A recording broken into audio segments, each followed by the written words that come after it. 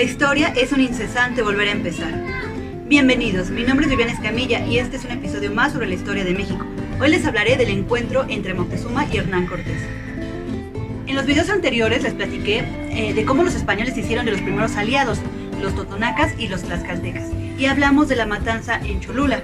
Bueno, pues después de este lamentable acontecimiento en el que perdieron la vida más de 3,000 cholultecas, incendiaron la ciudad y mataron a un montón de gente inocente, entre ellos niños, ancianos y mujeres. Bueno, pues ahora los españoles van camino a Tenochtitlán, esa ciudad que ya anhelaban conocer porque les habían hablado de todas las riquezas que ahí se encontraban y también querían probar la fiereza y el poder de estos enemigos de los que tanto les habían hablado. Los tlaxcaltecas fueron los encargados de guiarlos hasta Tenochtitlán. Para ello tomaron un camino en el que consideraban que iban a haber menos posibilidad de encontrarse a centinelas o vigilantes de los mexicas. Esa ruta entre los volcanes Popocatépetl e Iztaccíhuatl es la que tomaron los tlaxcaltecas para guiar a Hernán Cortés hasta el Valle de México. En este trayecto pasaron por Chalco. Ahí se aliaron con los chalcas, que eran uno de los pueblos más poderosos del sur. Los chalcas se unieron a Hernán Cortés y continuaron el camino por el Valle de México, por una calzada que conectaba la ciudad con Iztapalapa. Y por fin, el 8 de noviembre de 1519, Hernán Cortés por fin tuvo frente a él al tlatoani mexica Moctezuma, que significa señor ceñudo. Moctezuma, que ya sabía de la llegada de los españoles, incluso desde la primera vez que pusieron un pie en costas mexicanas, recordarán que ya habíamos platicado en videos anteriores que envió embajadores con regalos. Bueno, pues para este encuentro siguió la misma estrategia. Envió una serie de regalos para ganar la amistad de Hernán Cortés. Muchas historias dicen que Moctezuma seguía pensando que Hernán Cortés era la reencarnación del dios Quetzalcóatl y que por eso era tan dócil ante él. Otras versiones dicen que en realidad sabía que él no era un dios, pero sí tenía miedo de las cosas de las que era capaz. Ya habíamos platicado igual de cómo los españoles eran capaces de pues asesinar a sangre fría, a gente inocente, atacar por sorpresa, cosas que no se practicaban en Mesoamérica. Por eso, para evitar que destruyeran la ciudad de Tenochtitlán y que atacaran a su pueblo, Moctezuma los recibió como invitados y huéspedes de honor. Los alojó en su palacio, les dio comida en abundancia, les dio joyas, regalos. Él pensaba que tal vez llegaría un momento en el que con estos regalos saciaría su ambición y se regresarían a sus tierras. Sin embargo, no fue así, al contrario, cada uno de estos regalos parecía avivar más la ambición de los españoles. Recordemos que Hernán Cortés tenía la intención de conquistar estas tierras a su nombre y no del gobernador de Cuba, ni siquiera de los reyes de España, a pesar de que ya estaba enviando cartas para pedir pues cierta, digamos, como autorización o apoyo de la corona española para lo que él pretendía hacer. Hay que tener también en cuenta que algo muy importante, cuando los países europeos conquistaban, obviamente los intereses reales que tenían era conseguir recursos naturales que no había en sus territorios, mano de obra barata o algún intercambio comercial, conseguir rutas mercantiles. Estas eran las principales motivaciones para conquistar otro territorio. Sin embargo, disfrazaban de manera hipócrita esta realidad y lo que decían es que ellos tenían el compromiso o el deber de llevar civilización a las culturas que consideraban pues menos avanzadas que ellos. Es por eso que en estas cartas que Hernán Cortés dirigió a la corona española exageraba muchas de las situaciones que había visto entre las culturas mesoamericanas. Exageró situaciones como los sacrificios, pintándolos de salvajes, primitivos y desalmados. Hablaba también de canibalismo y de muchas otras situaciones que pintaban a estas culturas mesoamericanas como primitivos y salvajes, cuando no lo eran. Eran civilizaciones y culturas muy bien establecidas que no le pedían nada a los europeos. Pero bueno, los reyes de España contestan a Hernán Cortés diciéndole que pues tienen la obligación de llevar la palabra de Dios y salvar las almas paganas de estas culturas menos avanzadas o menos civilizadas que la suya. Eso es a lo que llamaban la misión civilizadora, que no es otra cosa más que un pretexto hipócrita para someter a un pueblo usando como pretexto la religión y la palabra de Dios. Volviendo al encuentro con Moctezuma y Hernán Cortés, Moctezuma, haciendo uso de la retórica, que ya habíamos igual platicado, que es el arte de expresarse correctamente, de hablar bien, bueno, pues se dice que Moctezuma dio un discurso muy conmovedor y muy impresionante donde pedía a su pueblo que tratara a los españoles como visitantes y que por ninguna manera pues los atacara. Hernán Cortés se dio cuenta de la manipulación que ejercía sobre Moctezuma, ya sea por el miedo que éste le tenía o por la creencia de que fuera un dios, pero la realidad es que sí manipulaba mucho a Moctezuma, lo cual pues es un poco decepcionante, porque siendo él el Tlatoani, el rey que encabezaba a la cultura más poderosa de todo Mesoamérica, se sometió muy fácil al dominio de los españoles. De hecho, se dice en algunas versiones que prácticamente Moctezuma quedó siendo un prisionero de los españoles en su propio palacio. Y ya como un prisionero, Hernán Cortés lo movía como un títere y Moctezuma cedía a todo lo que éste le pedía. Era tanta la dominación que tenía Hernán Cortés sobre Moctezuma que realmente le permitía hacer lo que quería. Y como Hernán Cortés sabía que tenía que valerse de la religión para poder doblegar a los mexicas, algo parecido a lo que ocurrió en Cholula. Recuerden que habíamos platicado de que en Cholula la decepción más grande que vivieron, más allá de la destrucción de su ciudad e incluso del templo de Quetzalcóatl, realmente la derrota fue moral, al darse cuenta de que su dios Quetzalcóatl no llegó en su auxilio, pues sí, no lo salvó de la invasión de los españoles, y por tanto consideraron que el dios de los españoles era superior al suyo, que el dios de los españoles era más poderoso que el propio Quetzalcóatl. Por eso es que se rindieron y de hecho aceptaron ser pues bautizados. En el caso de los mexicas, Hernán Cortés quería hacer algo similar, o sea, similar, valiéndose de la religión, haciéndoles ver a los mexicas que su dios era más poderoso que el suyo. Por eso, prácticamente con la autorización de Moctezuma, porque él no hizo nada para impedirlo, Hernán Cortés entró hasta el templo mayor en Tenochtitlán y destruyó las imágenes que ahí se encontraban, como la de Tlaloc y la de Huitzilopochtli. Esto provocó la furia y la indignación del pueblo mexica.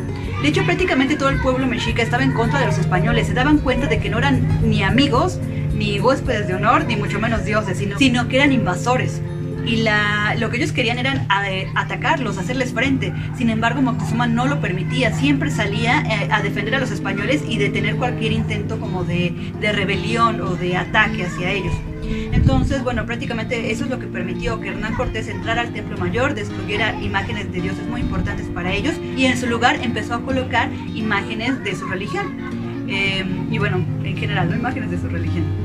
Cuando Moctezuma se da cuenta que el pueblo está de verdad furioso y que se va a ir sobre los españoles, pues intercede, le pide a Hernán Cortés que se detenga, que ¡oblígame, perro! no destruya las imágenes, que ya no ponga imágenes suyas, y media para restablecer, digamos, la paz entre mexicas y españoles.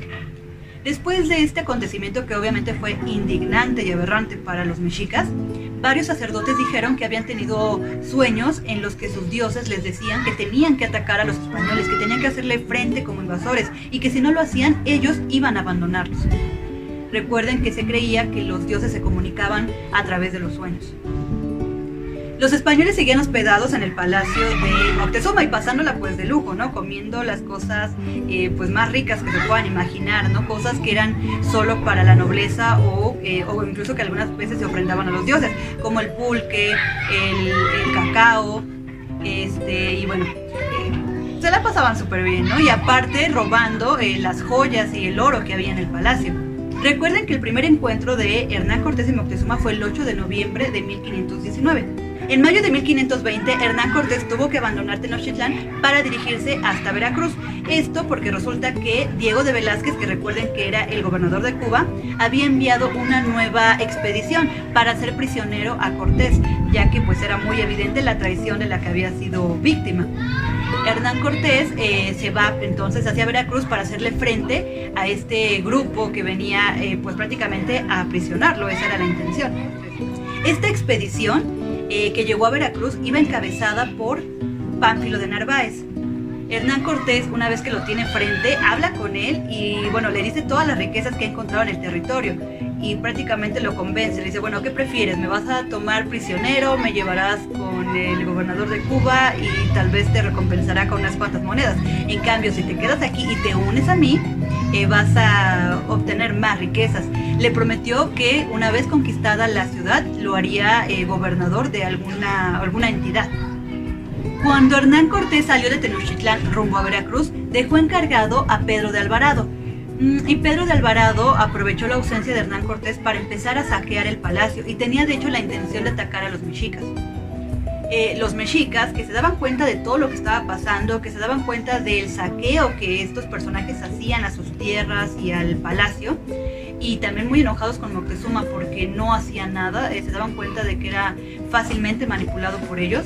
Bueno, pues ante este coraje y furia que ellos tenían, querían, digamos, como de alguna manera sacar, ¿no? Pues ese coraje que tenían, y entonces acordaron que iban a hacer una celebración.